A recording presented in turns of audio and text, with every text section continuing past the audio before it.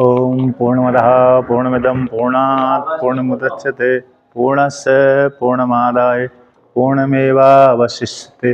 ओम शांति शांति शांति। शंकरं शंकराचार्यं केशवं बादरायणं सूत्रभाष्य कृतौ वंदे भगवन्तौ पुनः पुनः। ईश्वरो गुरुरात्मेति मूर्तिभेदे विभागिने व्योमवद्व्याप्तदेहाय दक्षिणामूर्तये नमः। ओम शांति शांति शांति। तो विचार चल रहा है किसका? हाँ, पंचदशी के तत्व विवेक प्रकरण के ऊपर। तो यहाँ पर वर्णन करते हैं। कितने तक हो गया था? 5 तक हो गया था। हाँ 5 हो गया। अच्छा, 6 तक करते हैं। तो यहाँ पर ये सिद्ध कर दिया कि जागृत अवस्था में विषय भिन्न भिन्न होने पर भी विषय को जानने वाला चेतन एक ही है। तो स्वप्न अवस्था में भी विषय भिन्न भिन्न है, तो जानने वाला चेतन एक ही है। तो जो जागृत अवस्था में जान रहा था वही स्वप्न अवस्था को जानने वाला चेतन है, वो वही सुषुप्ति में भी वही है।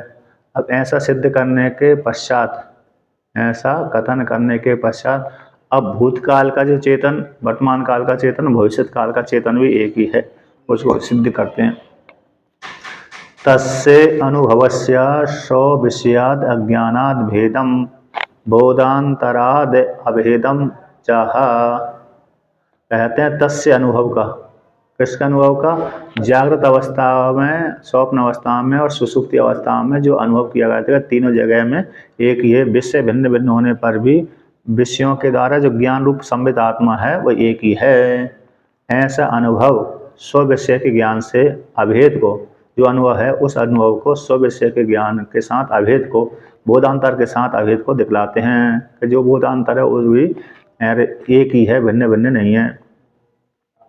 साबोधो विषयाद भिन्नो न बोधात् स्वप्न बोधवत् एवं स्थानत्रयेऽप्येका संवित् तद्वद् दिनांतरे। तो कहते हैं सबोधो विषयाद भिन्नो है, जो बोध है विषय से भिन्न है। ज्ञान रूप जो आत्मा कैसे विषय से भिन्न है। न बोधा स्वप्न बोधवत, तो घटपट आदि, घटपट आदि जो विषय देख रहे हैं उससे भिन्न है परमात्मा। सबोध, बोध ज्ञान रूप जो आत्मा है, संबित रूप जो आत्मा है, विषय से भिन्न है। किंतु दूसरे सारे जीवात्माओं के भीतर भीतर जो आत्मा है उससे भिन्न नहीं। न बोधात स्वप्न बोधवत, जैसे स्वप्न का बोध जागृत बोध से भिन्न नहीं है, उसी प्रकार से एक जीवात्मा दूसरी जीवात्मा से भिन्न नहीं है, बोध से भिन्न नहीं है। एंड जीवात्मा परमात्मा से भिन्न नहीं है, परमात्मा जीवात्मा से भिन्न नहीं है। तो जिस प्रकार से स्वप्न बोध जागृत अवस्था के बोध से भिन्न नहीं है, सुषुप्ति अवस्था के बोध से भिन्न नहीं है, उसी प्रकार से एवं स्थानत्रय अपि एका, तो ये जागृत अवस्था में, स्वप्न अवस्था में, सुषुप्ति अवस्था में, तीनों स्थान में एक ही आत्मा है, भिन्न भिन्न नहीं है, एक ही संवेद है। जो जागृत अवस्था में जान रहा था संवेद रूप आत्मा, वही स्वप्न अवस्था में जाग रहा है, जान रहा, उसी प्रकार से वही सुषुप्ति अवस्था में उसने जाना था। इस प्रकार तीनों अवस्था में एक ही आत्मा है, संवेद, वो संवेद तद्वत् दिनांतरे। उसी प्रकार से पूर्व के दिन में, भूतकाल के दिन में भी एक ही जानने वाला था, बालापन में भी वही जानने वाला था, जवानी में वही जान रहा था, सुषुप्ति बुढ़ा वृद्धावस्था में वही जान रहा है। इस प्रकार दिनांतरों में भी इसी प्रकार से जान रहा है। महाशाब्द युग कल्पेषु गता गम्येष्वनेकदः नोदेति नास्त्यमेत्येका संविदेशा स्वयं प्रभा। तो यहाँ पर कहते हैं उसी प्रकार से मासाब्द, मास यानी महीना, अब्द यानी संवत्सर, योग यानी योग, कल्प यानी कल्प, योग यानी 4 योग हो गए, कल्प यानी ब्रह्मा जी का 1 दिन हो गए, मास यानी महीना हो गए, अब्द यानी संवत्सर, और योग यानी ब्रह्मा जी के 4 योग, योग यानी योग हो गया, योग यानी सतयुग, त्रेता, द्वापर, कलयुग, 4 योग हो गए इसमें से। और कहते कल्प यानी ब्रह्मा जी का 1 दिन। तो इस प्रकार से इनमें भी जो निकल चुके हैं उनमें भी जो संविद रूप आत्मा एक ही था। गता निकल चुके हैं, आगम में निकलेंगे, आगे आने वाले हैं, अनेकेशु आने वाले हैं आगे, माँ शब्द युग कल्प आएंगे भविष्य में, उनमें भी संविद रूप आत्मा भिन्न भिन्न नहीं रहेगी, एक ही रहेगी। अनेक प्रकार से जो आएंगे आगे वो उसमें भी संविद रूप आत्मा एक ही रहेगी। वह संविद आत्मा क्या उत्पन्न होती है कि नष्ट होती? होती है, अतो नहीं होती। संविद रूप आत्मा तो कहते हैं न हो रहती, उत्पन्न नहीं होती। अस्त तो हो जाती होगी, चलो उत्पन्न नहीं हुआ तो कोई बात नहीं, अस्त हो जाए, पैदा नहीं हुआ तो नष्ट मर तो जाए, जैसे घट अरे उत्पन्न होता नष्ट हो जाए, तो उसी प्रकार से चलो आकाश उत्पन्न हुआ था तो नहीं दिखता है, आकाश उत्पन्न हुआ सा दिखता नहीं है, उत्पन्न हुआ नहीं हुआ, किंतु नष्ट तो हो जाए भविष्य में। नास्त में थी, अस्त भी नहीं होता, नष्ट भी नहीं होता। इति एका, इस प्रकार से एक, यद्यपि आकाश तो उत्पन्न भी होता नष्ट भी होता है, किंतु आत्मा न उत्पन्न होती न नष्ट होती है। न जायते म्रियते व कदाचिन नायम भूत्वा भविता न भूया अजो नित्य शाश्वतोयम प्राणो न हन्यते हन्यमाने शरीरे। इस वाक्य के द्वारा तो इस प्रकार से आत्मा उत्पन्न नष्ट नहीं होती। ऐसी जो आत्मा है एक है, एको हम अद्वितीय निह्या नानास्ति किंचना असंगो ही हम पुरुष, ऐसी संविद है उस समय स्वरूपादम सत्यम ज्ञानम आनंदम ब्रह्म, सत्यम ज्ञानम अंतम ब्रह्म। ये एक आत्मा है, एक है, ऐसा है स्वयं प्रभा, स्वयं भवती, स्वयं जानाति, स्वयं भवती, स्वयं प्रभा, स्वयं जानाति, स्वयं भवती, स्वयं भू हो जाएगा, और स्वयं प्रकाश स्वरूप है इसलिए तो स्वयं प्रभा है, स्वयं प्रभा। हाँ, स्वयं प्रभा, स्वयं प्रभा। अच्छा, एक सोम प्रभा, एक का नाम था सोम प्रभा, नाम है का स्वयं प्रभा है उसका नाम। एक जो मेरे से पढ़ती है ना सुबह, उनका नाम सोम प्रभा, स्वयं प्रभा ही नाम होगा, स्वयं प्रभा। सोम प्रभा भी हो सकता है, सोम प्रभा नाम है। शब्द तो किसी से भी हो सकता है, किसी से भी जुड़ सकता है। सोम प्रभा, उनका नाम सोम प्रभा रखा है, सोम प्रभा। लक्ष्मी प्रभा। अच्छा, लक्ष्मी प्रभा। हाँ, नहीं मतलब पढ़ते पढ़ते आए स्वयं प्रभा, तो मतलब वहाँ पर उनका नाम स्वयं सोम प्रभा है, तो कहीं हो सकता है उन्होंने स्वयं प्रभा लिखा होगा, हमको स्वयं सोम प्रभा लिखा आया होगा, तो स्वयं प्रभा है। अब आगे कहते हैं, अब इसका व्याख्यान करते हैं कि सा बोध सौषुप्त अज्ञान अनुभव विषयाद अज्ञानाद भिन्न पृथक भवितुम अर्हति। स्वप्न पृथक भवितुम अर्हति बोधात घट बोधवत बोधांतरात न विद्यते बोधत्वात् स्वप्न बोधवत। कहते हैं सा बोध है, जिस बोध है, ज्ञान है, सौषुप्त अज्ञान का अनुभव करने वाला, सौषुप्त अज्ञान का अनुभव रूप जो ज्ञान है वह विषयाद घटपट विषय रूप ज्ञान से भिन्न है। विषय रूप ज्ञान अज्ञान से, विषय रूप जो अज्ञान है, क्योंकि वहाँ तमोबोधा हम सुखम स्वास्थ्यम न किंचित अविदिशम, तो अज्ञान को जाना, तो अज्ञान रूप जो विषय था सुसुप्ति अवस्था में, अज्ञान रूप विषय है, उससे से भिन्न नहीं है क्या ना, उससे से भिन्न नहीं है, उससे भिन्न है, विषय रूप अज्ञान से भिन्न है। जो बोध रूप ज्ञान आत्मा है विषय रूप अज्ञान से भिन्न है। पृथक भवितुम अर्हति, पृथक होने भिन्न है, अलग है। हाँ, तो वो अज्ञान रूप जो विषय है, अज्ञान रूप जो विषय से भिन्न है, इस प्रकार से। तो कहते हैं, अरे उसमें दृष्टांत देते हैं, बोध होने से, हेतु दे दिया, बोधत्वात्, बोध होने से, यानी बोध होने से, तो जैसे बोध होने से, हेतु बोध होने से भिन्न है कैसे, जैसे घट विषय से घट का ज्ञान भिन्न है, घट विषय घट रूप जो विषय है वो घट ज्ञान से भिन्न है। उसी प्रकार से तो सुसुप्ति में जो अज्ञान दृश्य हो रहा था, अज्ञान विषय बना था, उस अज्ञान से भिन्न ज्ञान कैसा पृथक है। तो दृष्टांत दिया घट बोधवत, तो घट बोध जैसा घट ज्ञान से भिन्न है, घट से, घट विषय से भिन्न, घट ज्ञान, घट बोध यानी घट ज्ञान, घट विषय से भिन्न है। उसी प्रकार से सुसुप्त अज्ञान रूप जो ज्ञान है, सुसुप्त विषय रूप जो अज्ञान है, उस अज्ञान से ज्ञान भिन्न है, जानने वाला भिन्न है। अज्ञान विषय हो गया, अज्ञान को जानने वाला जो चेतनात्मा भिन्न हो गया। इस प्रकार से कहते बोधांतरात न विद्यते बोधत्वात् स्वप्न बोधवत, कहते हैं उसी प्रकार से बोधांतर दूसरे बोध से भिन्न हो जाए, न बोधांतरात न विद्यते, बोध से भिन्न नहीं है, बोधांतरात न विद्यते, बोधांतर से भिन्न प्राप्त नहीं होता। कहते हैं स्वप्न बोध के समान, जैसे स्वप्न बोध जैसे स्वप्न बोध है घट विशेषत भिन्न है, लेकिन स्वप्न बोध है जागृत बोध से भिन्न नहीं है, सुषुप्ति बोध से भिन्न नहीं है। उसी प्रकार से जो बोध है बोध में भिन्नता नहीं, जानने वाला एक ही है, इंद्रियों के माध्यम से जानता है, विषयों को जानता है, तो जानने वाला जो एक ही है, उसमें भिन्नता नहीं। जागृत अवस्था का बोध रूप चेतन आत्मा अलग हो जाए, स्वप्न अवस्था का बोध रूप चेतन आत्मा भिन्न हो जाए, ये ठीक नहीं है, भिन्न नहीं है, स्वप्न बोध के समान एक ही है। फलितम कथयन उक्त न्यायम अन्यत्र अपि अतिदिशति, कहते जो फलितम है अतः स्वप्न बोध के समान पृथक नहीं है, इस प्रकार से कथन करते उक्त न्याय को अन्यत्र में भी अतिदेश करते हैं। स्वबोध करते सती स्वेतर बोध करता हूँ,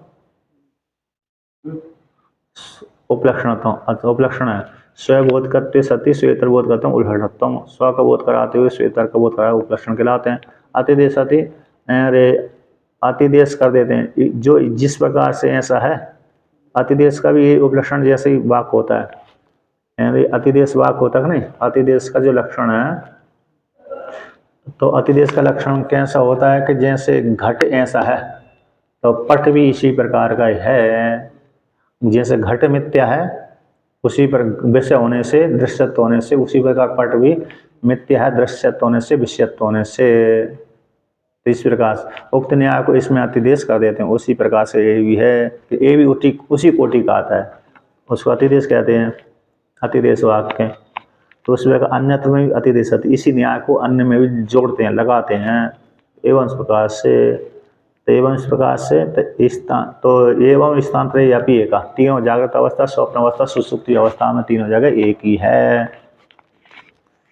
अब आगे कहते हैं स्थानत्रये अपि एक दिन वर्तिनी जागृत आदि अवस्था त्रये अपि संवद एक एव सर्वं वाक्यम सावधारणम इति न्यायात, कहते स्थानत्रये अपि तीनों स्थानों में भी एक दिन वर्तनी, एक दिन में वर्तन, एक दिन में ही तीन अवस्थाओं में चली जाती चेतन आत्मा।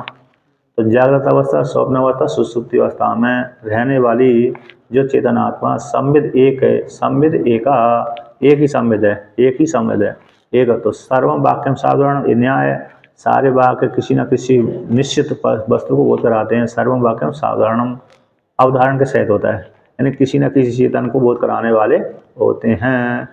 जितने भी वाक्य हैं किसी न किसी चेतन को बोध कराने वाले, निश्चय करने वाले, जितने भी वाक्य हैं ना आत्मा को सिद्ध करने वाले हैं, क्योंकि आत्मा को सिद्ध इसलिए कर रहे हैं कि जानने वाला है।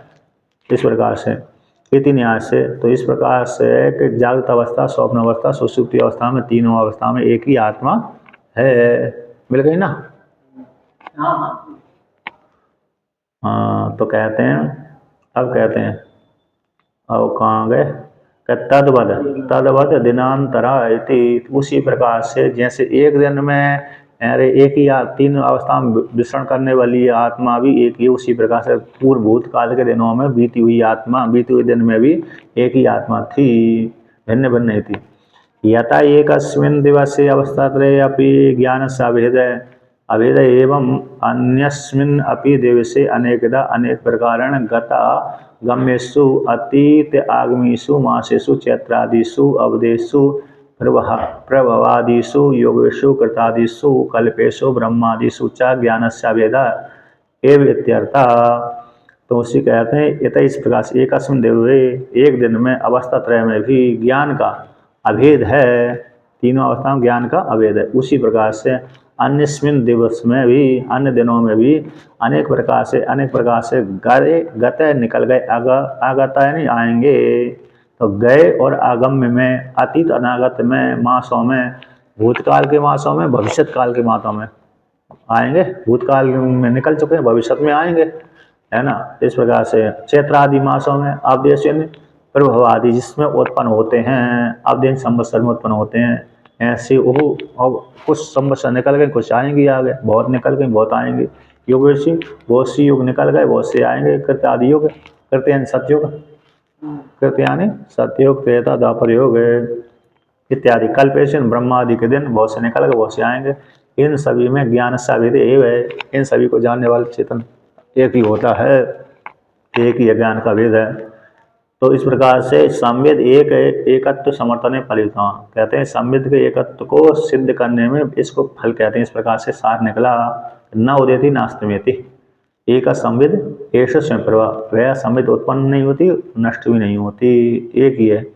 यतः संविद एका अतो न उदेति न उत्पद्यते नास्तमेति न विनश्यति च। कहता है जिस प्रकार से जो संविद एक है, किसमें एक है कि एक दिन में एक ही है, दिन भूतकाल के दिन में भी एक ही रही थी, युग संवत्सर काल कल्प आदि में भी एक ही रही थी है। इसी प्रकार से एक होने कारण न उदेति, वो उत्पन्न नहीं होती, भविष्य में भी उत्पन्न नहीं होती, वर्तमान काल में उत्पन्न नहीं होती, भूतकाल में भी नहीं हुई थी।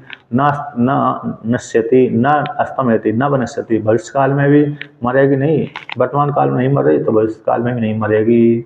इस प्रकार से, तो इस प्रकार से ऐसी एक जो स्वयं प्रभा आत्मा है, असाक्षी कया और उत्पत्ति विनाशयोर असिद्धे, स उत्पत्ति विनाशयो से तया एव संविदा गृहीतुम अशक्यत्वात् संविदांतर अभावात् च इति भावा। असाक्षी रूप से उत्पत्ति विनाशों की सिद्धि जौनों के, जैसे साक्षी व्यक्ति जो साक्षी नहीं है, जैसे साक्षी नहीं है उसकी तो उत्पत्ति विनाश होती है। साक्षी जो नहीं है, घट साक्षी नहीं है, घट साक्षी नहीं है तो उसकी उत्पत्ति होती है, विनाश भी होता है। तो असाक्षी रूप से, यानी असाक्षी रूप से सिद्धि न होने से स्व की उत्पत्ति विनाश का, स्व की उत्पत्ति विनाश का उसी के द्वारा, तय उसी के द्वारा ही, संबित के द्वारा गृहीतुम अशक्यत्वात्, जैसे असाक्षी के जो घटपट आदि है, असाक्षी घट असाक्षी उत्पत्ति विनाश असिद्धे का कैसे होगा? असाक्षिक उत्पत्ति विनाशयोर सोत्पत्ति विनाशतया संविदा गृहीतुम अशक्य, सिद्ध न होने से, सिद्ध यहाँ से असाक्षिक उत्पत्ति विनाश, जैसे असाक्षी जो घटपट है, असाक्षिक जो घटपट है उसकी उत्पत्ति विनाश होती है, किंतु उसी घटपट के द्वारा, उस उत्पत्ति होने वाले और विनाश होने वाले घटपट के द्वारा, स्वयं की सिद्धि नहीं हो पाती कि मैं उत्पन्न हो रहा हूँ, मैं मर रहा हूँ। तो असिद्धि, सिद्धि न होने से हेतु है पंचमी असिद्धि, तो स्वयं की उत्पत्ति विनाश की सिद्धि नहीं होती। असाक्षिक घट की उत्पत्ति विनाश वाले, असाक्षिक घट की उत्पत्ति होती है, पट की घट की उत्पत्ति और विनाश हो गया है होने वाले, ऐसे जो घटपट हैं उनका विनाश उत्पत्ति दोनों की सिद्धि स्वयं के द्वारा नहीं होती, उसी के द्वारा ही घट और पट की उत्पत्ति स्वयं के द्वारा ही नहीं जानी जाती कि मैं उत्पन्न भी हो रहा हूँ, मैं मर रहा हूँ। यद्यपि उत्पत्ति और विनाश वाले हैं, कौन है? तो असाक्षिक उत्पत्ति विनाशयो और घटपटयो और स्वोत्पत्ति विनाशयो असिद्धे, ठीक है ना। असाक्षी घटपट की उत्पत्ति विनाश वाले दोनों का, उत्पत्ति विनाश वाले दोनों धर्मों वाले घटपट की स्वयं की उत्पत्ति विनाश की सिद्धि नहीं होती स्वयं के द्वारा, स्वयं उत्पत्ति विनाश सिद्धि अभावात है। स्वयं नहीं जानता ना जो उत्पन्न हो रहा है और जो स्वयं मर रहा है, कैसे? अरे उत्पत्ति होने वाला और मरने वाले को दूसरा व्यक्ति जानेगा, तो स्वयं कैसे जानेगा मैं मर रहा हूँ कि पैदा हो रहा हूँ। अतः इसी दूसरा उसी प्रकार से संविद के द्वारा, तो संविद के द्वारा गृहीतुम अशक्यत्वम, संविद के द्वारा भी कि मैं उत्पन्न हो रहा हूँ, मैं मर रहा हूँ, ये नहीं जान। जैसे हमने तो जान लिया कि मेरे सामने कोई दूसरा पैदा हुआ और दूसरा मर गया, तब तो मैं जान रहा हूँ, है ना। किंतु मैं ही मर रहा हूँ, मैं ही पैदा हो रहा हूँ, तो मैं कैसे जानूंगा? इस प्रकार से, तो इस प्रकार से संविद के द्वारा, उसी प्रकार से संविद के द्वारा, तो स्व उत्पत्ति विनाशयो गृहीतुम अशक्यत्वात्, है ना। स्व की उत्पत्ति विनाश का ग्रहण करने के लिए अशक्य नहीं है, अशक्यत्वात्। वहाँ पर गृहीतुम अशक्यत्वात् में निकाले नए समास ले लीजिए, तो ग्रहण किया नहीं जा सकता। जैसे घट की उत्पत्ति और विनाश को हम सिद्ध कर देते हैं, हम देवदत्त हैं, चेतन है, तो उसको जो असाक्षी है घटपट, तो वो उसकी हम उत्पत्ति विनाश कर लेते हैं, किंतु वह स्वयं ही असाक्षी होकर के स्वयं की उत्पत्ति स्वयं का विनाश जान ले, ये संभव नहीं है। उसी प्रकार से चेतन आत्मा भी स्वयं की उत्पत्ति मान ले, स्वयं का विनाश मान ले, ये भी संभव नहीं है। तो कहते उसी प्रकार से संविदांतर अववाचा, क्यों उस संविद से यदि मान लेते हैं कि संविद उत्पत्ति हो रहा है, विनाश हो रहा है, तो जान ले। तो कौन जानेगा? तो जो उत्पन्न हो रहा है, जो मर रहा है, तो वो तो नहीं जाना, उससे भिन्न कोई दूसरा ही संविद जानेगा। तो दूसरा संविद तो है ही नहीं है, दूसरा उससे भिन्न संविद तो है ही नहीं है। असंविद है नहीं आत्मा, उससे भिन्न दूसरे कोई आत्मा होती तो मान लेते ये देवदत्त मर रहा है, पैदा हो रहा है, तो ये तो हम मान लेते हैं। लेकिन वहाँ पर उस निर्विशेष आत्मा से भिन्न कोई दूसरी आत्मा है नहीं है, एक ही आत्मा है। तो स्वयं उत्पन्न हो रहा है, स्वयं मर रहा है, तो फिर कैसे जानेगा? मरने वाला कैसे जानेगा और पैदा होने वाला कैसे जानेगा? इसलिए अरे कहते हैं संविदांतर अववात, दूसरे संविदांतर की भावना न होने से इस हेतु से संविद के द्वारा स्वयं उत्पत्ति और स्वयं विनाश नहीं हो, सिद्ध नहीं हो सकता। हाँ, जड़ वस्तु की चेतन सिद्धि करता है। कौन से जड़ वस्तु की सिद्धि चेतन करता है। चेतन जानता है कि ये वस्तु उत्पन्न हो रही है, ये नहीं हो रही, दूसरा बालक पैदा हो रहा है, दूसरा मर रहा है, ये व्यक्ति स्वयं जानता है मैं ही मर रहा हूँ, मैं ही पैदा हो रहा हूँ, ये तो नहीं जाना जा सकता। रमण महर्षि ने भी जो अपने को जाना ना, तो वो शरीर से पृथक करके ही जाना उन्होंने। रमण महर्षि ने जिस स्वप्न को देख करके अपने को मरा और जिंदा जाना, तो उन्होंने शरीर से अपने को पृथक सिद्ध किया ना। तो पृथक सिद्ध जब तक नहीं किया तब तक उन्होंने और शरीर अपने को मरता हुआ नहीं जाना था। इसलिए तो उनको ज्ञान हो गया अधिकारी होने के कारण कि मैं तो अलग हो गया, शरीर से पृथक हूँ, जो मर रहा हूँ वो थोड़ी मैं हूँ, जो शरीर से पृथक हूँ वही निर्विशेष आत्मा। तो जो शरीर से पृथक होने वाला भी मैं इसी शरीर वाला हूँ कि भिन्न शरीर वाला हूँ। शरीर से मैं पृथक तो हो गया, ठीक है, जो जिस शरीर से मैं हम भावना करी तो वो तो मेरे माता पिता रो रहे हैं उसके सामने बैठ कर, मैं तो अलग ऊपर बैठ कर देख रहा हूँ। अब जब मैं जिस शरीर से देख रहा हूँ, माता पिता जिस शरीर के सामने रो रहे हैं वो तो अलग हो गया, और मैं जिस शरीर से अपने शरीर को मरा हुआ शरीर को देख रहा हूँ, तो वो भी शरीर में जो मैं बैठा हुआ हूँ वो भी मैं सत्य हूँ, वो शरीर भी सत्य है कि असत्य है। तब फिर उन्होंने बाहर में विचार करते करते उनको समझ लग गई कि नहीं, ये शरीर भी जो इससे पृथक हो गया शरीर से देख रहा हूँ वो भी मैं सत्य नहीं बल्कि जानने वाला मैं सत्य हूँ। हम कौन हूँ? तो हम करते चिंतन करते समाधि लग गई उनकी अधिकारी होने से, है ना। मुँह का बढ़ते रहिए, मुँह नहीं भरोगे तो नहीं। ओ चाय आए चाय समझ नहीं आता हूँ तो बोल ली कर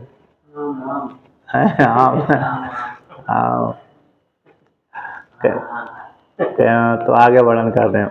ननु एक स्वामी जी थे और मंडलेश्वर जी, और तो जब मैं पुस्तक देखूं तो आप ही पुस्तक देख रहे हैं, जब मैं ऊपर बोलूं तो आप मेरे सामने देख रहे हैं, हम यहाँ बरो बोल देते हैं। तो उनको समय मतलब ऐसा लगता है कि हाँ पढ़ रहे हैं, सुन रहे हैं। इस प्रकार से देखते हैं कि नीचे ही पुस्तक में बैठे हुए हैं ना, और फिर समझ गए तो इसी में देख रहे हैं। हाँ, इस प्रकार जब 2-4 विद्यार्थी होते हैं तब ऐसा होता है, जब बहुत होते हैं फिर नहीं बोल रहे। 1-2 विद्यार्थी होते हैं तब एक आध दो विद्यार्थी में कह हाँ ऊपर देखो, मेरे तरफ देखो, सामने देखो। अब कहते हैं ननु संविदांतर अभावे ग्राहक अभावाद अस्य अपि अवाने जगद आंद्यम प्रसज्जेत इत्येतत्।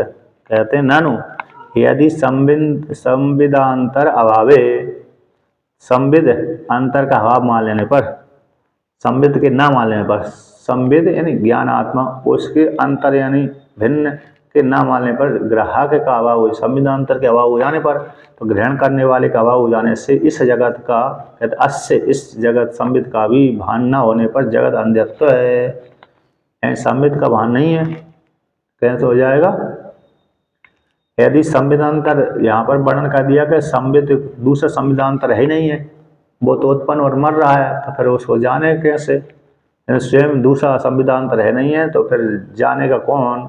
तो संविदांतर के अभाव मानने पर ग्राहक न होने से, ग्राहक का अभाव, ग्रहण करने वाला अभाव हो जाने से, अस्य इस संविद का भी भान न होने पर, जो स्वयं संविद स्वयं प्रभा नहीं मानेंगे, है तो अभान होने पर जगत अंधत्व की प्राप्ति हो जाएगी। संविद कोई मर गया, उत्पन्न हो रहा है, अब उसको जानने वाला कोई दूसरा नहीं है, तो फिर कैसे हो जाएगा? जगत अंधत्व की प्राप्ति हो जाएगी। ग्राहक ना होने से ग्राह्य वस्तु के मूल, जब ग्राहक ही नहीं है, भली अच्छी वस्तु बना कर रखी है व्यक्ति ने, बहुत सुंदर सजा कर रखी है, लेकिन ग्रहण करने वाला कोई है ही नहीं है, ग्राहक है ही नहीं, तो फिर वस्तु नाम मात्र के लिए है कि नहीं है, सुंदर है चाहे कैसी है, उसका क्या विषय, क्या मूल रहेगा? हाँ, कहते हैं कि अंधा आदमी की स्त्री चाहे श्रृंगार करके सामने आती है, हाँ, तो उनके सामने उसके लिए कोई मूल ही नहीं है उसका।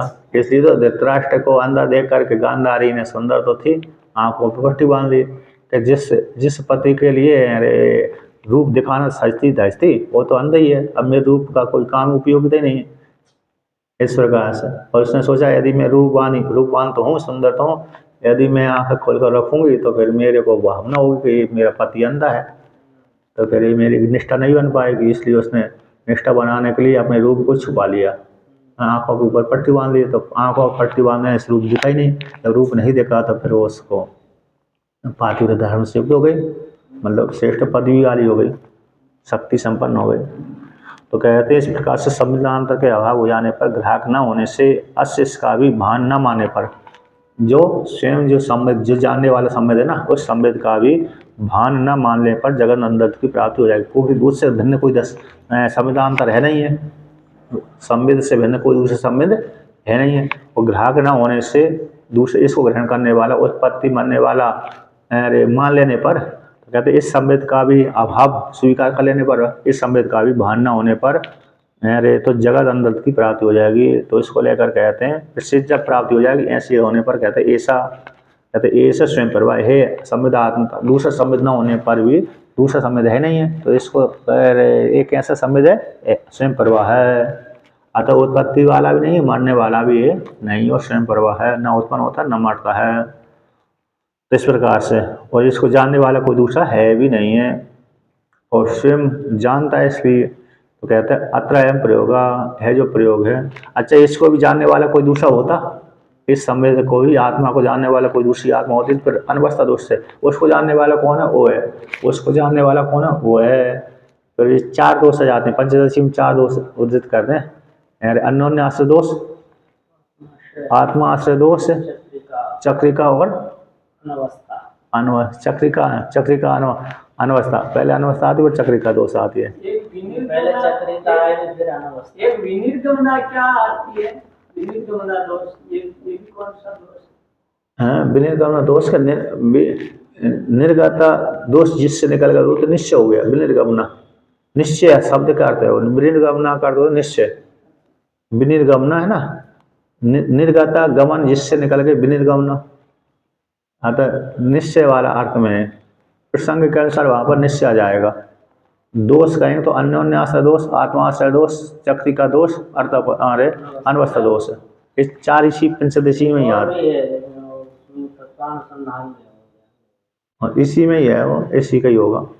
इसमें आएगा ना, इसमें 46वें श्लोक में आता है, उठाते हैं बद तो व्याघात, बद तो व्याघात है, हाँ वो अलग है, इसी के साथ ही है। पर वो तो केवल मेरे मुख में जीभ नहीं है, बद तो व्याघात, हाँ हाँ उसको हो गया, मम माता बंध्यास्ति हो गया। तो ये अब यहाँ पर अनुमान बनाते हैं स्वयं प्रभा को, अत्र अयम प्रयोगा संवेद स्वयं प्रकाश अवेद्यते सति अपरोक्षत्वाद व्यतिरेके घटवत।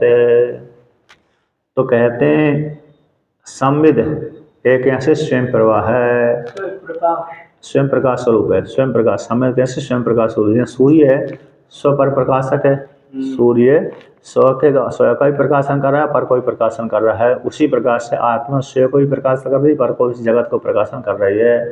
तो स्वयं प्रकाश है, अवेद्यत्व सती, कहते वेद्य घट जैसा वेद्य है, इस प्रकार से आत्मा वेद्य नहीं है घट के जैसे। अवेद्य सती अपरोक्षत्वात्, आप सभी का स्वरूपभूत है, अप्रोक्ष है, हम रूप से अप्रोक्ष है, मैं हूँ इस रूप से। और व्यतिरेक में दृष्टांत दे दिया, घटवत जैसे घट है पर के द्वारा प्रकाश होता है, और अवेद्यत्व है, मतलब वेद्यत्व है।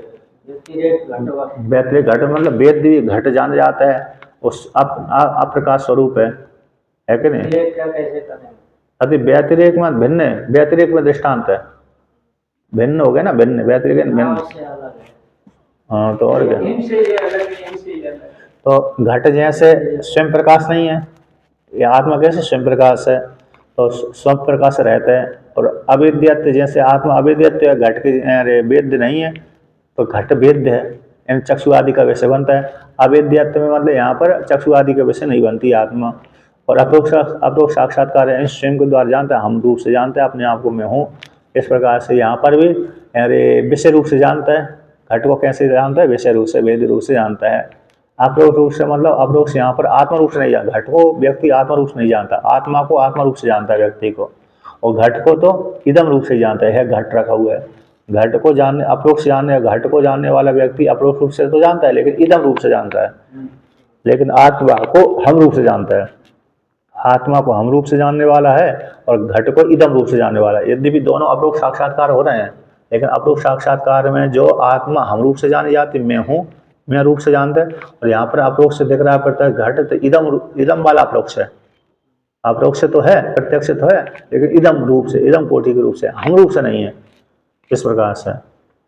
तो घट के समान, तो नायम विशेषण सिद्ध हेतु, यहाँ पर जो हेतु दिया है अप्रोक्षत्वात्, नायम जो विशेषण असिद्ध हेतु, विशेषण सिद्धि है ना, विशेषण कहते अप्रोक्षत्वात्, कहते हैं अरे विशेषण जैसे पीताम्बर आनया, अरे राम श्याम, राम श्याम आनया, राम श्याम ना, राम श्याम, अतो नीला कमल, नीला कमल, तो नीला कमल है अरे कमलत्वात्, तो नीला कमल में कमल तो विशेष हो गया, कमल तो कैसे हो गया, विशेष हो गया, किंतु नीला कैसे होगा, विशेषण होता है उसका। तो जो जिसके साथ जुड़ता है उसको विशेषण कहते हैं, जो प्रधान होता है, मुखिया होता है, उसको विशेष कहते हैं। प्रधान हो गया उसको मुखिया कहेंगे, और जो उसके साथ जुड़ा हुआ है लेकिन अन्यों का व्यावर्तन कर रहा है, विशेषण क्या होते हैं, अन्य के हटाते हैं, अन्य का व्यावर्तन कर देते हैं। जैसे नीला जो विशेषण है, उस नीला विशेषण ने पीले को हटा दिया, श्वेत को हटा दिया, अन्य को हटा दिया। तो उसी प्रकार से यहाँ पर जो विशेषण दिया अप्रोक्षत्वात् हेतु दिया, नायम विशेषण सिद्धि हेतु, तो विशेषण सिद्धि हेतु है, अप्रोक्षत्वात् जो हेतु दिया है और विशेषण सिद्ध से युक्त नहीं है, विशेषण असिद्ध नहीं है, विशेषण असिद्ध नहीं है। अप्रोक्षत्वात् अतः अप्रोक्ष साक्षात्कार है, ब्रह्म आत्मा कैसे अप्रोक्ष साक्षात्कार है, अप्रोक्ष स्वयं रूप से जानी जाती है, भिन्न रूप से नहीं जानी जाती। स्वयं उसको कहते हैं संवेदः स्व संवेदत्व कर्म कर्तृत्व विरोधात् है। यदि कहते हैं आत्मा को इतर रूप से जानेंगे, कहते संवेद स्वयं वेदत्व हो जाने पर कर्म कर्तृत्व विरोधात् है, कर्म कर्ती के द्वारा विरोध हो जाएगा। स्वयं को स्वयं कर्म बनाएगा, स्वयं ही कर्ता बनाएगा, तो कर्म कर्ती विरोध हो जाएगा। स्वयं को स्वयं नहीं जानता व्यक्ति, तो अपरोक्ष रूप से ही जानता। कैसे अपरोक्ष रूप से, हम रूप से जानता, मैं हूँ अस्थि रूप से, मैं गोरा हूँ काला हूँ, इस प्रकार से नहीं। आत्मा गोरी है काली इस रूप से नहीं। कहते संवेद का संजो संवेद है, स्व वेद्यत्व मान लेने पर, स्व के द्वारा वेद मान लेने पर कर्म करती विरोधात है, कर्म कर्तृत्व विरोधात, कर्म करती विरोध आएगा।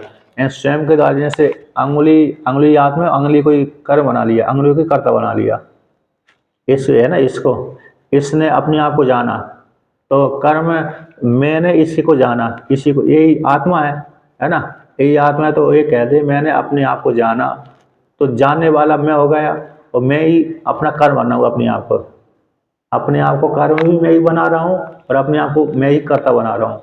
तो एक ही वस्तु स्वयं को कर्म बना रही है, स्वयं ही कर्ता बना रही है, तो कर्म कर्ती विरोध होता है। यदि वेद्य मानेंगे, स्वयं के द्वारा स्वयं बोध मानेंगे, तो वेद्य मानेंगे तो कर्म करती विरोध आएगा। अप्रोक्ष मानेंगे तो अस्थि रूप से मैं हूँ, सत्ता रूप से मैं हूँ, इस प्रकार। और कैसे हूँ? चेतन स्वरूप हूँ, अजर अमर हूँ, व्यापक हूँ, इस प्रकार से। तो इसलिए संवेद का स्ववेद्यत्व में तो कर्म करते विरोध होता है, कर्म करते विरोध होता। और पर वेद्यत्व अनवस्था दोष होता, और पर वेद्य मान लेने पर अनवस्था दोष की प्राप्ति हो जाएगी कि उसने इस संवेद को जाना, इसने उसने किस संवेद को, इस संवेद ने दूसरी संवेद को जाना, दूसरी समूह के ये चेतन है, तो उस संवेद ने तीसरे को जाना हो, उसने किसको जाना, तो उसने उससे जाना। अतः ये संवेद को तो मुझ संवेद को इस संवेद ने जाना, तब मैं अपने आप को चेतन सिद्ध किया। जैसे घर में पैदा हुआ वाला व्यक्ति है, घर में पैदा हुआ वाला बालक को उसके पिता उसके पिता नाम आदि रख देते हैं, तो उस पिता को नाम किसने रखा, तो उस पिता का नाम उसके पिता ने रखा। उस पिता ने उसके जो बालक पैदा हुआ तो उसका नाम किसने रखा, उसने उसके पिता ने रखा। ऐसे जगत में तो यही होता है कि जब हम बालक बालिका का जब नाम रखते हैं तो पिता नाम रखते हैं, माता पिता नाम रखते हैं। तो उन जो पैदा हुए थे माता पिता हमारे किसी ना किसी से पैदा हुए होंगे ना, तो उन्होंने किससे नाम रखवाया, तो उनके माता पिता ने नाम रखा। तो उनके माता पिता का किसने नाम रखा, तो उनके माता पिता, तो अनवस्था दोष की प्राप्ति हो गई। तो इस प्रकार से यदि पर वेद्यत्व मानेंगे आत्मा को, दूसरे के द्वारा वेद्य मानेंगे, स्वयं के द्वारा स्वयं वेद्य मानेंगे आत्मा को, तो कर्म करते विरोध आ रहा है। और दूसरे के द्वारा आत्मा सिद्ध की जा रही है, इस एक चेतन को दूसरा चेतन सिद्ध कर रहा है, तो उसको भी करने वाला तीसरा होना चाहिए, और तीसरे को सिद्ध करने वाला भी चौथा होना चाहिए, चौथे को सिद्ध करने वाला पांचवा छठा सातवां होना चाहिए। तो अनवस्था दोष है। पर आत्मा को पर वेद्यत्व मान लेने पर अनवस्था दोष की प्राप्ति होती है।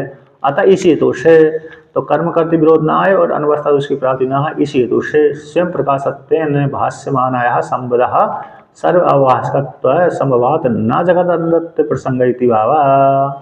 कहते इसी हेतु से स्वयं प्रकाश रूप होने से, स्वयं प्रकाश के द्वारा ही संपूर्ण जगत कैसे भाष्यमान होता हुआ समृद्ध अपने आप के द्वारा। जैसे सूर्य स्व पर प्रकाशक है, सूर्य कैसा है, स्व को भी प्रकाशन कर रहा है, प्रकाश स्वरूप हूँ मैं, प्रकाश रूप से अपने आप को प्रकाशित कर रहा है और जगत को प्रकाशन करता है। जगत को प्रकाशन करने से जगत का प्रकाशक हो गया, वो स्वयं अपने आप को जानता है कि मैं स्वयं प्रकाश स्वरूप ज्ञान स्वरूप हूँ, प्रकाश स्वरूप हूँ। तो इस प्रकार से स्वयं प्रकाश के द्वारा ही भाषमान रूप से संवेद का सर्वएव भाषकत्व संभवात, संपूर्ण जगत को ये स्वयं ही भाषित हो रहा है, स्वयं सत्य रूप से भाषित हो रहा है। आत्मा उसी प्रकार संपूर्ण जगत को प्रकाशन कर देता है। हाँ, ये घट है पट है, तो घट में घट अस्थि जोड़ दिया, पट में पट अस्थि जोड़ दिया, घट है पट है, तो मैं हूँ, तो मैं अपने आप से चेतन रूप से हूँ, अपने आप को प्रकाशन कर ही रहा हूँ, स्वयं जान ही रहा हूँ, और पर कोई प्रकाशन कर रहा हूँ। तो सर्व भाषकत्वात् कहते स्वयं के स्वयं प्रकाश रूप से स्वयं भाषमान होता हुआ संवेद सभी का भाषक हो जाता है। इसी सभी का भाषक तो संभव हो जाने से न जगत अंधत्व प्रसंग, जगत के अंधत्व की प्रसक्ति नहीं होती। यदि आत्मा जड़ हो तो जगत अंधत्व की प्राप्ति हो जाए, किंतु आत्मा जड़ नहीं, स्वयं प्रकाश स्वरूप है और वेद्य भी नहीं है, घट पट जैसा वेद्य भी नहीं है, अपरोक्ष साक्षात्कार वाला है, स्वयं अपने आप के द्वारा अपने आप रूप से जाना जाता है। इस प्रकार से वर्णन किया। अब आगे चलें। अब कहते हैं भवतु एवं संवेदो नित्यत्वम स्वप्रकाशत्वम तथा किमिति यह, ठीक है, आत्मा संवेद है, नित्य है, स्वप्रकाश रूप है।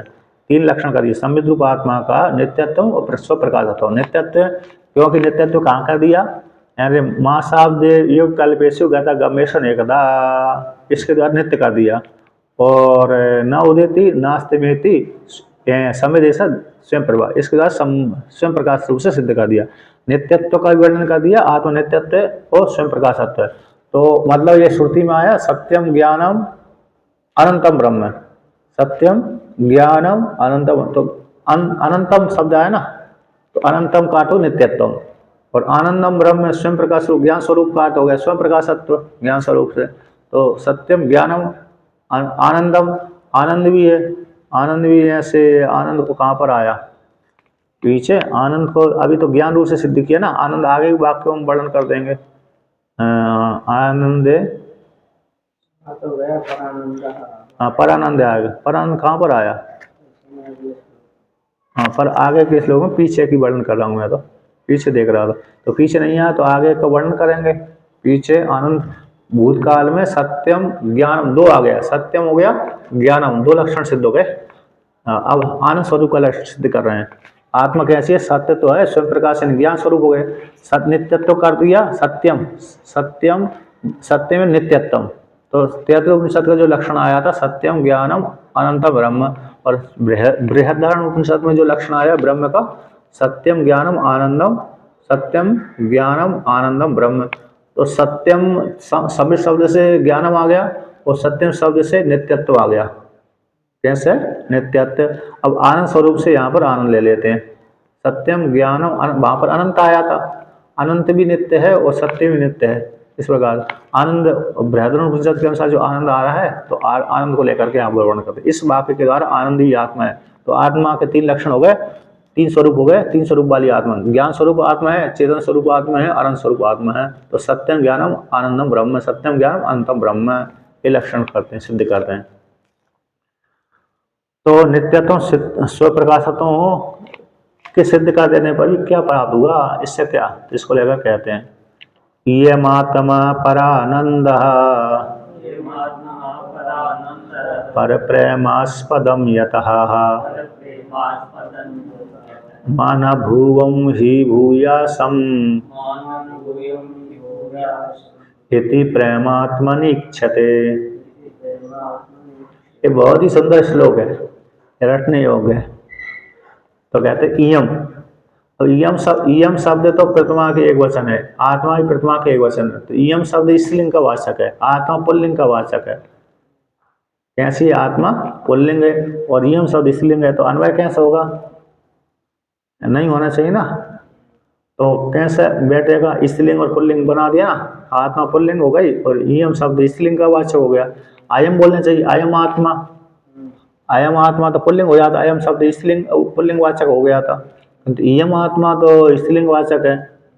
तो अन्वय कैसे बैठेगा, तो इसलिए अन्वय बैठ जाएगा इयम शब्द से, संविद, पीछे का संविद से लेकर के प्रयोग चल रहा है। क्या चल रहा है, संविद शब्द। तो संविद शब्द किसका वाचक है, स्त्रीलिंग का वाचक है। जो संविद शब्द आया है वह स्त्रीलिंग का बोध कराने वाला है। यानी अयम शब्द तो पुल्लिंग का बोध कराता, अयम स्त्रीलिंग में ईदम शब्द है, तो ईदम शब्द का ही रूप है ये ईदम, लेकिन यहाँ पर स्त्रीलिंग का प्रयोग कर दिया इयम, इदम रूप का स्त्रीलिंग में इयम बन जाता है और पुल्लिंग में क्या बनता है, अयम। तो यहाँ पर आत्मा शब्द पुल्लिंग वाचक है तो अयम प्रयोग करने चाहिए, किंतु इयम आत्मा बोल दिया, इयम है आत्मा। तो पीछे का प्रसंग में संविद को लेकर के प्रकरण चलाया था। तो संविद शब्द को कौन से लिंग वाला है, स्त्रीलिंग वाचक है, इसी रूप से इयम शब्द का प्रयोग कर दिया। संविद शब्द स्त्रीलिंग का वाचक होने से इयम शब्द आ गया। तो इयम है वो संविद अर्थ है, संविद रूप जो आत्मा है। इयम शब्द किसका वाचक होगा, स्त्रीलिंग का वाचक है, और पीछे जो संविद शब्द था स्त्रीलिंग का बोध कराने वाला, स्त्रीलिंग वाला था। अर्थ तो वही निकलेगा, आत्मा ही निकलेगा उसका, ज्ञान स्वरूप आत्मा। तो लेकिन संविद शब्द से स्त्रीलिंग आ रहा है, इसलिए इयम आत्मा है जो आत्मा है, संविद स्वरूप आत्मा है। कैसे, परानंद, परमानंद स्वरूप है। कहते परानंद, हर व्यक्ति परानंद हो, आत्मानंद होते हैं, आनंद वाले होते हैं कि नहीं, ये पर प्रेमास्पद होता, ये पर प्रेमास्पद भी है। हर बहुत सी वस्तु आनंद वाली होती है लेकिन पर प्रेमास्पद नहीं होती। जैसे हमारे लिए हमारी गाड़ी आनंद वाली है क्योंकि हमारे साथ हम क्या कर रही है, अभी हमारे काम दे रही है, आनंद वाली तो है, लेकिन पर प्रेमास्पद हो ये संभव नहीं है। पर प्रेमास्पद तो आत्मा ही होती है। जैसे स्त्री है, पुरुष है, लड़का लड़की है, आनंद वाले तो हैं लेकिन पर प्रेमास्पद नहीं है। क्योंकि जब यदि व्यक्ति खतरा होता है तो ना स्त्री को देखता है ना पुत्र को देखता है, अपनी जान बचाता है। एक बार मैं स्वामी जी की सेवा में था ओमकारेश्वर में, तो स्वामी जी उनका शरीर छूट गया, स्वामी जी का जिनकी सेवा में तो उनका शरीर छूट गया। तो जैसे एक कमरा है, तो उन ठंडी का सीजन था, तो वृद्ध तो थे, कमरे को गर्म करने के लिए हीटर चलाते थे। अब वो जो हीटर वो कौन सा था, वो तार वाला था ना, राड वाला था। अब राड वाला था और टेबल, उनके टेबल पे हीटर रखा था, यहाँ पर सो रहे थे नजदीक में। अब उसमें करंट फैल गया होगा तार वाले में, तो गैस करंट फैल गया तो पूरा फाल्ट हो गया। अब फाल्ट इतनी जोर से उसमें चिंगारी निकली तो मतलब आग लगी, तो फटफट की जोर से आवाज आए। डर के मारे में कमरा से बाहर निकल गया, डर के मारे में कमरे से बाहर निकल गया। तो फिर बाद में तो सबसे पहले अचानक भागने की इच्छा हुई मेरे को, इस करंट से इनका नुकसान होगा ये इच्छा हुई नहीं मेरे को। इस कारण से जो इनको नुकसान हो जाएगा, आग लग जाएगी किस पे, तख्त के ऊपर, इनको स्वामी जी जल जाएंगे, मर जाएंगे, वहां पर आग लग जाएगी। ये मेरे मन में आ ही नहीं। मैं तो तुरंत बाहर निकल गया। बाहर निकलने के बाद फिर याद आया, फिर वृत्ति थोड़ी बदली, तुरंत वो स्विच को निकाला। तो फिर वो मेरे स्वामी बोलने लगे कि तू तो मेरे को मारने वाला है तू तो मेरे को मारने वाला है, ऐसे बोल प्रयोग कर दिया। शरीर तो छूट गया। मतलब क्या होगा, व्यक्ति अपनी आत्मा से प्रेम, एकदम तो एकदम अपनी जान बचा दो दूसरे। हाँ, पर बाद में मोह से व्यक्ति प्रवृत्त होते। जैसे घर में आग लगी हुई तो सबसे पहले जिसकी नींद खुलेगी वही भागेगा। फिर बाद में मोह से होकर के अरे मेरी पत्नी मरे, ये मेरे पति मरे, मेरे बालक मरे, मेरी बालिका मरे, राग से फिर जाता है, कूदता है। लेकिन अचानक तो वो स्वयं अचानक स्वाभाविक अपने आप ही भागेगा। तो उसी प्रकार से इसलिए आत्म पर प्रेमास्पद है, आत्मा ही पर प्रेमास्पद है। इसलिए ऐसे बोलता है कि मैं मां ना भुवम यदि हुए, मैं ना भुवम, मैं ना हूं, ऐसी बातें नहीं है। दो ना है ना, दो नए भाग के बोधक होते हैं। माँ भी, माँ यानी मांग है, यहाँ पर माँ यानी मांग है, तो मांग निषेध का वाचक होता है और ना भी निषेध का वाचक होता है। तो इसलिए दो नए कैसे हो जाते हैं, भाव के बोधक होते हैं। भाव के यानी निषेध का नहीं, निषेध नहीं करते, स्वीकार कर लेते हैं कि मैं न रहूं, ऐसी बात ना। अर्थात भूयासम इति, तो भूयासम में बना रहूं, चाहे मेरे हाथ काट दो, चाहे पैर काट दो, चाहे अरे सारी संपत्ति लूट लो, लेकिन मेरे को छोड़ दो। ऐसे कहते हैं जो किसी के चंगुल में फंस गया, जिसने किडनैप कर लिया, मतलब अरे वो कर लिया, अपहरण कर लिया, अपहरण करने वाला व्यक्ति जो अपहरण करके ले गए, ऐसे व्यक्ति को बोलते चाहे मेरे की सारी संपत्ति ले लो, कुछ भी कर लो, मतलब हाथ काट दो, पैर काट दो, संपत्ति लूट लो, लेकर मुझको छोड़ दो। इस प्रकार से तो अपनी सत्ता को बना कर रखता है। मेरा मैं न रहूं, ऐसी बात नहीं आता, हमेशा बना रहूं। इस प्रकार से प्रेम आत्मनि इच्छते, अपनी आत्मा में प्रेम देखा जाता है। इसमें ये श्रुति आती है न पत्यु कामाय पति प्रिय होती, आत्मनस्तु कामाय पति प्रिय होती, न जाया कामाय जाया प्रिय भवती, आत्मनस्तु कामाय जाया प्रिय भवती। पति की कामना के लिए पत्नी पति की कामना के लिए पत्नी पति से प्रेम नहीं करती, आत्मा की कामना के लिए ही पत्नी पति से प्रेम करती है। जाया की कामना के लिए जाया से पति प्रेम नहीं करता, जाया अपने प्रेम के लिए पुरुष जाया से प्रेम करता है, है नहीं? तो वहां पर बृहदारण्यक में बहुत अच्छा प्रसंग आता है याज्ञवल्क्य और मैत्री संवाद को लेकर के। तो किस प्रकार से आप अपनी आत्मा में लेकर, वहां पर माता को लेकर, पिता को लेकर, पत्नी को लेकर, भाई बंधु को लेकर, पुत्र को लेकर, शिष्य गुरु शिष्य को लेकर, सबका खंडन करके पर कहते सामान कहते सर्वम, सभी व्यक्ति सभी से प्रेम नहीं करते, बल्कि आत्मा के लिए सभी व्यक्ति सभी से प्रेम करते हैं। तो इसलिए आत्मा में प्रेम है। तो इस प्रकार से आत्मनि इच्छते, आत्मा में इस प्रकार से प्रेम देखा जाता है। अब इसका व्याख्यान करते हैं। तो व्याख्यान क्या है, कहते अत्रयम प्रयोगा कि इयम संविद आत्मा भवितुम अर्हति नित्यत्वे सति स्व प्रकाशत्वाद यन्न एवं न तदेवं यत घटिति आत्मनो नित्यत्वे नित्य सत्य नित्य संविद रूपत्व प्रसादनयन सत्यम अपि साधितम भवति। कहते हैं जो आत्मा इयम संविद आत्मा, देखो यहाँ पर इयम शब्द का अर्थ कर दिया संविद है, जो संविद आत्मा है, संविद आत्मा होने के योग्य है, भवितुम अर्हति होने के योग्य। यद्यपि जो चतुर्थी विभक्ति है ना, भवितुम चतुर्थी अर्थ है, तो लेकिन योग्य अर्थ में आई है, होने के योग्य है, अर्हति यानी योग्य है, होने के लिए, लिए तो चतुर्थी आती है, होने के लिए योग्य है। तो है जो संविद आत्मा होने के योग्य है, ज्ञान स्वरूप होने के योग्य है, नित्यत्व सती स्वप्रकाशत्व, नित्यत्व होने के कारण और स्वप्रकाश रूप से होने हेतु दे दिया, स्वप्रकाशत्व होने से है, संविद रूप आत्मा ज्ञान स्वरूप आत्मा होने के योग्य है, नित्य होने के योग्य है, नित्यत्व सती नित्य की प्राप्ति हो जाने पर स्वयं प्रकाश रूप से होती है, स्वयं प्रकाश हेतु दे दिया। यम संविद आत्मा भवितुम अर्हति है, संविद आत्मा होने के योग्य है, संविद आत्मा होने के योग्य है, नित्यत्व सती नित्य की प्राप्ति हो जाने पर और स्वयं प्रकाश होने से। अब यहाँ पर नित्यत्व सती स्वयं प्रकाशत्वात् हेतु दिया, स्वयं प्रकाश होने से नित्यत्व सती नित्य की प्राप्ति हो रही है, क्योंकि भूतकाल में थी, वर्तमान काल में, भविष्य काल में रह गए, गता गम्येषु नेकदा, है ना, जितने शब्द निकल गए, अरे माँ शब्द युग कल्पेशु गतगम्येशु निगदा, माँ से अब्द है, कल्प है, और गतगम्येशु निगदा, बहुत से निकल गए, बहुत से निकलेंगे, इन सभी में सम्मिलित रूप आत्मा एक ही है। तो वो आत्मा सम्मिलित है ना, वो आत्मा होने के योग्य है नित्यत्व सदी, क्योंकि सम्मिलित नीत तीनों कालों में रहता है, इसलिए आत्मा होने की योग्य और स्वयं प्रकाश स्वरूप है। इस हेतु से तो यत न एवं तदेवं, कहते जो जैसा नहीं है वो वैसा है, समझे, जो सम्मिलित स्वरूप नहीं है, नित्य नहीं है, तो आत्मा भी नहीं है। यथा घट यत न एवं, जिस अवस्था वाला नहीं है, कौन सा नहीं है, यार सम्मिलित स्वरूप नहीं है, नित्य नहीं है और प्रकाश स्वरूप नहीं है, तो तद है आत्मा भी नहीं है। यत न एवं न तदेवं, जो जिस प्रकार का नहीं है वो उस प्रकार का भी नहीं। जैसे घट घट घट कैसा है, सम्मिलित स्वरूप भी नहीं है, ज्ञान स्वरूप भी नहीं है, सब प्रकाश स्वरूप से नहीं है और नित्यत्व भी नहीं है, सम्मिलित स्वरूप नहीं है, स्व प्रकाश नहीं है और नित्यत्व नहीं है। इस हेतु से घट आत्मा भी नहीं है। इस प्रकार से वर्णन किया। इति आत्मनो, आत्मा का नित्यत्व संविद और संविद रूपत्व सिद्ध करके, आत्मा का नित्यत्व सिद्ध कर दिया, संविद रूप सिद्ध कर दिया। इस सिद्ध करने के पश्चात सत्यत्वम साधितम भवति, इस साधन के माध्यम से सत्यत्व सिद्ध हो गया, साधितम भवति सिद्ध हो गया कि आत्मा सत्य तीनों कालों में रहती है। नित्यत्व अतिरिक्तत्व सत्यत्वात्, नित्यत्वम सत्यत्वम तस्य तद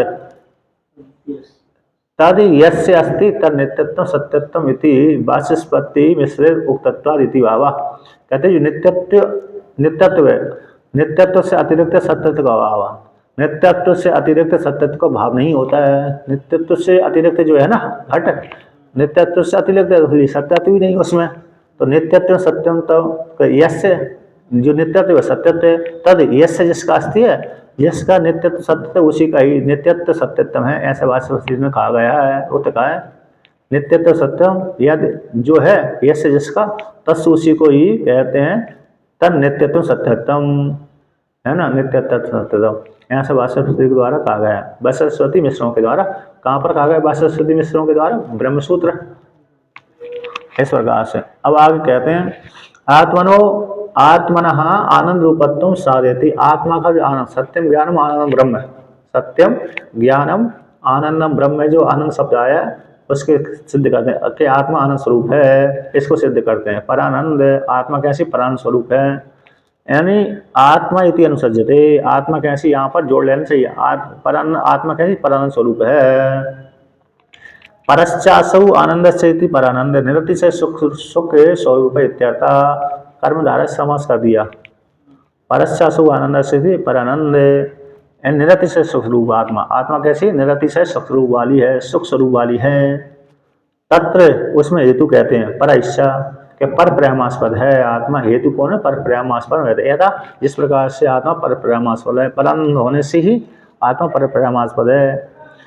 यतो यस्मात् कारणात् परस्य निरुपाधिकत्वेन निरतिशयस्य प्रेमणा स्नेहस्य आस्पदत्वं विस्यात्, तस्मात् यथा जिस कारण से पर रूप आत्मा का निरुपाधिक होने से, उपाधि से रहित होने से, निरतिशय रूप से, निरतिशय प्रेम रूप स्नेह का आस्पद है आत्मा, आस्पदन विषय, निर्विशेष आत्मा इस प्रकार स्नेह का विषय है। तस्मात् इसी दोष से आत्मा पर प्रेमास्पद है। अत्र इदम अनुमानम, इस प्रकार से आत्मा अनुमान करते हैं। आत्मा परानंद स्वरूप है, परप्रेमास्पद,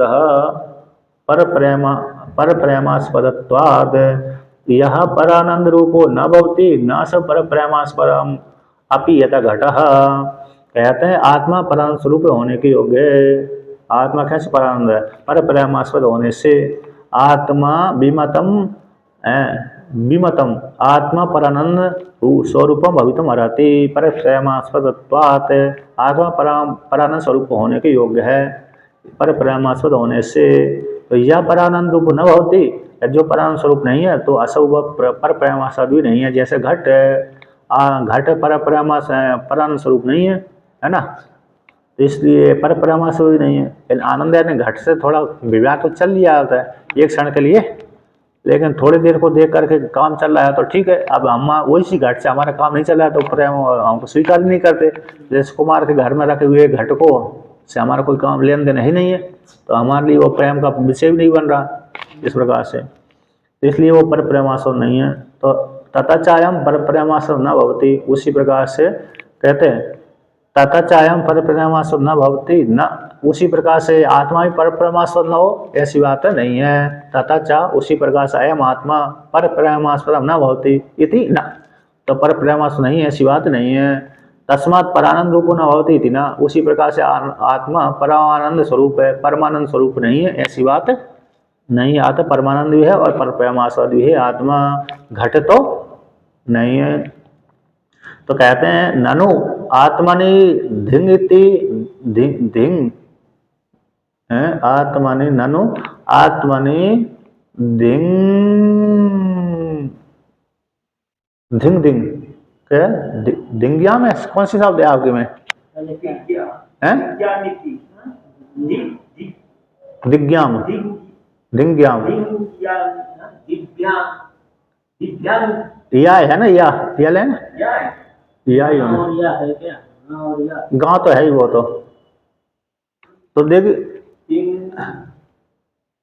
तो देखिए ननु आत्मनि, आत्मा में धिंग्याम मैंने धिक्कार, धिक्कार धिंग धिक्कार धिक्कार धिक्कार धिक्कार का था ना धिक्या, तो धिक धिंग धिंग धिंग ऐसा होता है, धिंग धिंग धिक्कार धिक्कार। ननु आत्मनि धिंग्याम इति द्वेषस्य उपलभ्यमानत्वात् प्रेमास्पदत्वम एवं असिद्धम इति। पूर्व पक्षी कहता है भाई आत्मा में तो कोई, आपने कहा कि आत्मा पर प्रेमास्पद और आनंद स्वरूप है, ऐसा कहा, जो आनंद स्वरूप भी नहीं है, पर परमात्मा नहीं है, वो आनंद स्वरूप भी नहीं है, ऐसा जो आपने कहा कि लोक में तो देखा जाता है व्यक्ति आत्मा को धिक्कार करता है, तो हमारा धिक्कार, मेरे को धिक्कार है, मेरे को धिक्कार है, धिंग धिंग मैंने एक गलत कार्य कर दिया ना, धिक्कार है, तुमको धिक्कार है, तुमने इतना गलत कार्य कर दिया। तो हर व्यक्ति अपने आप को क्या कर देता, धिक्कार देता। तो यदि आत्मा धिक्कार अरे पर परमास्पद होती तो धिक्कार था क्यों? कहते ननु आत्मा धिंग्या में थी, द्वेष का उपलब्ध देखा जाता है, यानी आत्मा व्यक्ति अपने यहाँ से चिढ़ जाते, अरे ये जीवन मेरा बेकार है, कुछ कर ही नहीं पाया, धिक्कार है मेरे जीवन को, मुझे आत्मा को धिक्कार है, ऐसा बोलता है व्यक्ति। इसलिए यदि आत्मा प्रेमास्पद होती तो धिक्कार था क्यों? तो ऐसा द्वेष से उपलब्ध मानत्वा, द्वेष की उपलब्धि होती है, इसी हेतु से प्रेमास्पदत्व जो आपने हेतु दिया है प्रेमास्पदत्व, तो प्रेम आत्मा कैसी प्रेम का विषय है, तो वो तो ठीक नहीं, सिद्ध नहीं हो रहा है ना। प्रेमास्पदत्व हेतु कैसे असिद्ध है, क्योंकि हेतु ना होकर के हेतुवास हो गया। ऐसी प्राप्ति हो जाने पर जैसे हेतु ना होकर हेतुवास कैसे हो जाता है, अरे तो ये हो गया कैसा, अरे अरविंद आकाश पुष्प सुगंधि भवितुम रति कमलत्वात्, आकाश पुष्प सुगंधि भवितुम सुगंधि वाला सुगंधित्वात्, आकाश पुष्प सुगंधित्वात् अरविंदवत, आकाश का जो पुष्प है सुगंधि वाला होने के योग्य है, सुगंधि वाला है क्योंकि अरविंद के समान, अरविंदवत, आकाश पुष्प सुगंधित्वात् अरविंदवत ऐसा प्रयोग कर दिया।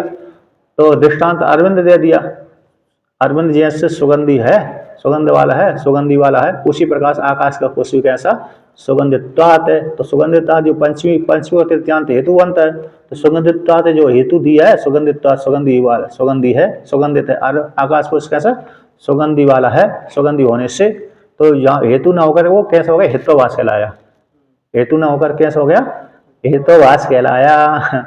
तो उसी प्रकार से यहाँ पर भी आपने प्रेमास्पद बोल दिया ना, प्रेमास्पद, आत्मा कैसी प्रेमास्पद है, तो हेतु ना होकर के हेतुवास करे, क्योंकि यदि आत्मा प्रेमास्पद होती तो फिर वो धिक्कार है, मेरे को धिक्कार है, तुमको धिक्कार है, दूसरे को व्यक्ति धिक्कार कर देता लेकिन स्वयं को धिक्कार नहीं करता। तो यदि आपने को धिक्कार करा तो आत्मा से प्रेम नहीं करता है, इससे सिद्ध हो गया तो आत्मा प्रेमास्पद भी नहीं है। ऐसे प्राप्त हो जाने पर तो कहते हैं तो द्वेष के द्वारा उपलब्धमान होने से प्रेमास्पद जो हेतु दिया वो असिद्ध है। तो ऐसे हो जाने पर कहते हैं कुतः प्रेमास्पदत्वम इति आशंका, किस प्रकार से आत्मा प्रेमास्पद है, ऐसी आशंका को लेकर कहते तस्य दुख संबंध निमित्तकत्वेन अन्यथा सिद्धत्वात् प्रेमणश्च आत्मनि अनुभव सिद्धत्वात् मैवमिति परिहरति। कहते जो दुख संबंध को लेकर के व्यक्ति धिक्कार करता है, आत्मा तो प्रेमास्पद ही है, उस व्यक्ति जो धिक्कार करता अपनी आत्मा को दुख संबंध के निमित्त को लेकर के ही अन्यथा सिद्धि होती है, अन्यथा सिद्ध हो। अगर दुख के कारण ही व्यक्ति को धिक्कारता है, जो व्यक्ति आत्मा अपनी आत्मा को धिक्कार करता है तो अन्यथा सिद्धि है, अन्यथा सिद्धि अन्य निमित्त को लेकर के, तो इसलिए अन्यथा सिद्धि हेतु वाला होने से आज तक व्यक्ति ने कुछ नहीं कर पाया, तो कष्ट हो गया भयंकर, तो अपने आप को धिक्कार करता है। जब व्यक्ति कष्ट से नहीं, कोई समस्या नहीं है, कष्ट वाला नहीं है, उस काल में तो अपनी आत्मा को चाहता है। इसलिए अंत जो दुख संबंध निमित्त को लेकर के ही अन्यथा सिद्धि हो जाए, लेकिन आत्मा तो कैसे, तो प्रेम का तो प्रेम है आत्मा, कैसे प्रेम स्वरूप है। आत्मनि अनो सिद्धत्वात्, आत्मा सिद्धि है, स्वतः सिद्ध है कि आत्मा, हर व्यक्ति अपनी आत्मा से प्रेम करता है, ना कि दूसरे से। इसलिए आप ऐसा नहीं कह सकते कि प्रेमास्पद जो हेतु है, तो हेतु ना होकर के हेतुवास है, ऐसा आप नहीं कह सकते। आत्मा प्रेमास्पद ही है, परम स्वरूप भी है और प्रेमास्पद है। इस प्रकार से कहाँ का गया है भैया, भाई आत्मा प्रेमास्पद है, मां न भुवमिति भूयासम, इस वाक्य के द्वारा कहा गया। इसी प्रेमात्म इच्छते ही अस्मात् कारणात् आत्मनि विषय मां न भुवम अहम मां भुवमिति न मम सत्वम कदापि मां भूत किंतु भूयसम एव सदा सत्वम एव मम भूयाद इति एवं विदम प्रेम इच्छते सर्वर अनुभूयते अतो न सिद्ध्यता। कहते इस प्रकार से येन, क्योंकि अस्मात् कारण, इस कारण से आत्म विषय में, आत्मा के विषय में मां न भुवम, मैं न रहूं, ऐसी बात नहीं है। यानी हम मां भुवम इति न, अतः मैं ना रहूं, इस प्रकार से ना हो।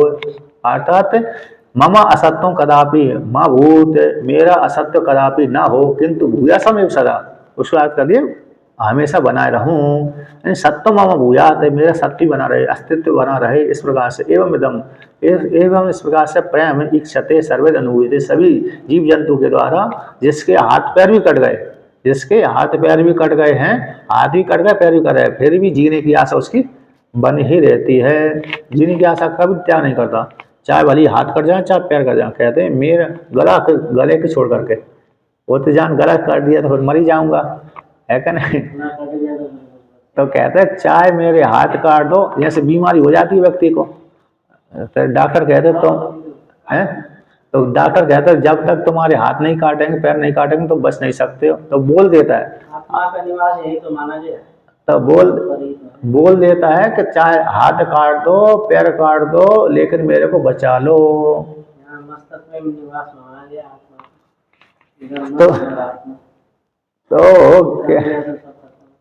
अरे यहाँ पर समझ में आते, लेकिन यहाँ रहता निवास तो हृदय में रहता है।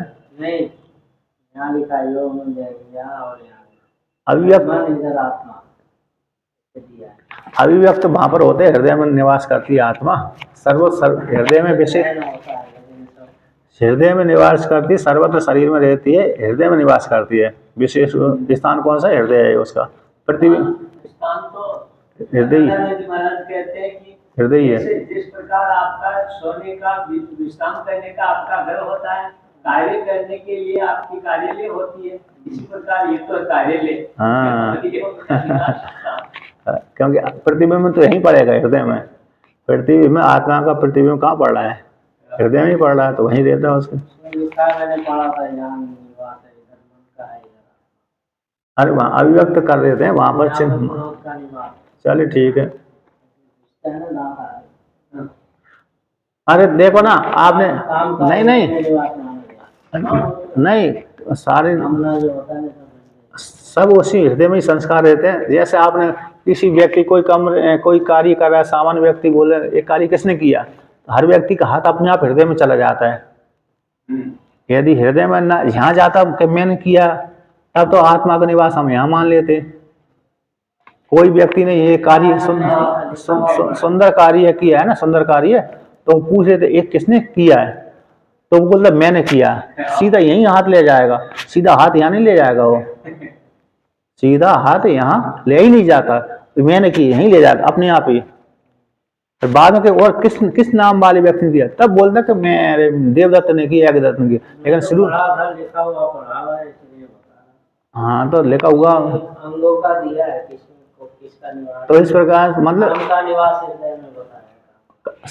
सारी संस्कार हृदय में रहते हैं, मन में ही रहते हैं, लेकिन आत्मा हृदय में यहीं रहती है। जैसे उसमें दिया मांडुक्य उपनिषद में आएगा ना, अभिनय के द्वारा अयम आत्मा ब्रह्म है, तो आत्मा कहाँ रहती है? तो अभिनय के द्वारा ये आत्मा यहाँ पर है, अयम आत्मा ये ब्रह्म है, आत्मा है, अयम आत्मा ब्रह्म है, अभिनय के द्वारा सिद्ध किया वहां पर। क्योंकि अगर गला कट गया इसके ऊपर तो गला कट गया तो गला कट जाता है मतलब वहां से प्राण निकल जाते हैं ना। गला कट गया मतलब गला कटने के पश्चात भी जीवित रहता है व्यक्ति जब तक प्राण है। आधा कवर कटने के बाद भी नहीं जीवित रहता है। अरे गला कटने के बाद भी जीवित रहता है व्यक्ति, नहीं रहेगा, गला कटने के बाद भी रहता है। अरे आपको क्या हूं, जब गला कटने के बाद भी व्यक्ति जीवित बना रहता है। गला कटने के पश्चात ही व्यक्ति कुछ क्षण के लिए जीवित रहता है। क्षण तो खून की तरंगे हैं उसी अनुसार जीवित रहता है। जैसे आप राजस्थान का देख लो, उदाहरण देते हैं राजस्थान का, वर्तमान काल के उदाहरण है। किसी राजा ने युद्ध किया था मिलिक्षों के साथ। हाँ। तो युद्ध किया था तो वो उसने आधे घंटे तक है, वो हमारे गांव के पास ही, वो हमारे गांव के पास ही है। गांव के पास में भीलवाड़ वही है। हाँ। मेवाड़ का कहानी है किस्सा। तो वहाँ वो लड़ते रहे, वो तलवार चलाते रहे, मारते शक्ति वो नहीं लड़ता है। वो जो देवी होती है ना वो उसमें आवेश होते करती है। अरे तो आवेश नहीं, अरे उसमें वो रहता है आत्मा उस काल में थी, उसकी आत्मा निकली नहीं थी, एक निकली। हृदय में आत्मा रहती है। जो उपासना होती है उनकी विद्या है, उपासना तो है लेकिन वो आत्मा है उस काल में। उस काल में आत्मा निकली नहीं है क्योंकि आत्मा निकलती हृदय से। सारे प्राण इकट्ठे होकर के हृदय में जाते हैं, हृदय के बाद फिर गमन करती है आत्मा। तो इसलिए वहां पर किसी गला कटने के पश्चात भी थोड़ी देर के लिए आत्मा रहती है, फिर बाद में फिर वहां से निकलती है। इसलिए वो दृष्टांत वही है राजा का, जो युद्ध क्षेत्र में गला कटने के पश्चात आधे घंटा लड़ा था, ऐसा आता है। 2-4 सैनिकों तो मार ही दिया, मतलब आधे घंटे तक, घंटा 1 घंटे तक वो लड़ता रहा। तभी लड़ेगा जब तक वो उसके प्राण उसमें रहेंगे, आत्मा रहेगी। मैं तो लिखा हुआ पढ़ा हूँ महाराज। देखो सर्प को देखा है कि उसके मुंह को बिल्कुल कुचल दिया और उसकी पीछे से वो हिलता है, हिलती रहती है। तो खून है उसमें, तरंग खून है ना, मुर्गे को सिर काट दो वो चलता रहे।